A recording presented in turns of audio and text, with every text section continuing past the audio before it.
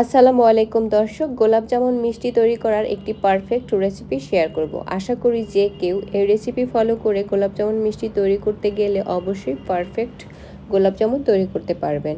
প্রতিদিন নানান ধরনের রেসিপি পাওয়ার জন্য আমার চ্যানেলটি সাবস্ক্রাইব করে রাখার এবং পেজটি ফলো দিয়ে রাখার অনুরোধ থাকলো।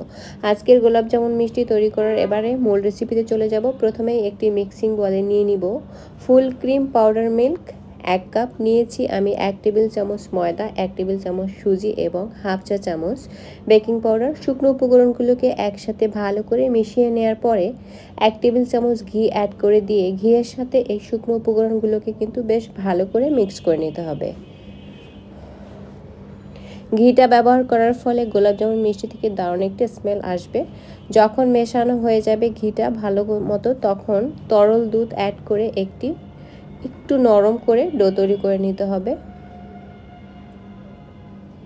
আমি পর্যায়ক্রমে দুধটাকে অ্যাড করব, একসাথে সবটুকু দুধ কিন্তু ব্যবহার করিনি। আর কতটুকু দুধ ব্যবহার করেছি সেটিও বলছি না, কারণ একটু নরম করে আজকের এই গোলাটা তৈরি করে নিতে হবে।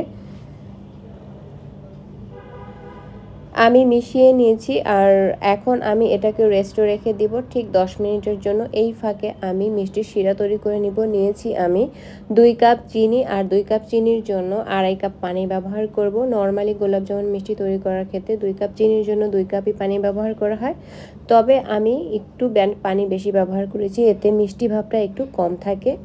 জাস্ট অপেক্ষা করব পানিটা একবার বলক আসা পর্যন্ত। যখন পানিটা ফুটতে শুরু করবে ওই পর্যায়ে আমি 1 চা চামচ লেবুর রস আর 1 টেবিল চামচ গোলাপ জল অ্যাড করে সাইডে রেখে দিব জালটা অফ করে। এবারে মিষ্টির ডোয়ের কাছে ফিরে এসেছি। মিষ্টির ডোটা কিন্তু মিষ্টি তৈরি করার জন্য রেডি হয়ে গিয়েছে। আমি কিন্তু অফ ক্যামেরায় আরও 1.5 টেবিল চামচের মতো গুঁড়ো দুধ অ্যাড করে তারপরে মিষ্টির বলগুলো তৈরি করে নিয়েছি, আর মিষ্টির বলগুলো একদম মসৃণ হয়েছিল।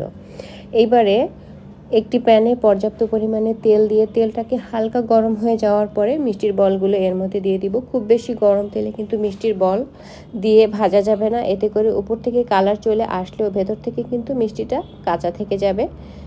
বলটাকে তেলের মধ্যে দেওয়ার কিছুক্ষণ পরে আপনারা লক্ষ্য করবেন এটি আপনা আপনি উপরের দিকে ভেসে উঠবে এবং আপনা আপনি ঘুরে যাবে।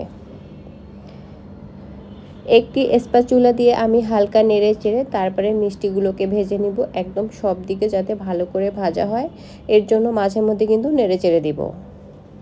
মিষ্টিগুলো ভাজার জন্য প্রথম দিকে চুলার হিটটা একদম লোতে রেখে তারপরে ভাজতে হবে। কিছুক্ষণ পরে একটু জালটা বাড়িয়ে দিতে পারেন, কোনো সমস্যা নেই, তবে অতিরিক্ত জাল কিন্তু কোনোভাবেই দেওয়া যাবে না। মিডিয়ামের থেকেও কম জালে তারপরে মিষ্টিগুলোকে ভেজে নিতে হবে।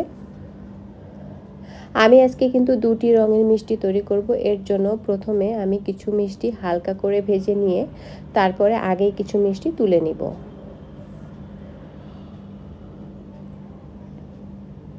আমি কিছু মিষ্টি হালকা করে ভেজে তুলে নিয়েছি, আর বাকি যেগুলো রয়েছে সেগুলোকে একদম গোলাপ জামুন মিষ্টির যে অরিজিনাল কালার, গাঢ় খয়েরি রঙের কালারটা, সেই রকম করে ভেজে নিব। তারপরে আমি এগুলোকেও তুলে নিব। তো দেখুন আমার 2 ধরনের মিষ্টি ভাজা হয়ে গেল।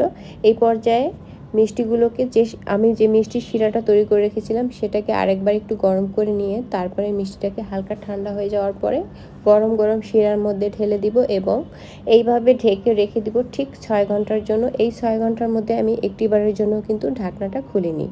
এখন দেখুন মিষ্টিটা কতটা ফুলকো হয়ে উঠেছে। আমার আজকের রেসিপি ভালো লাগলে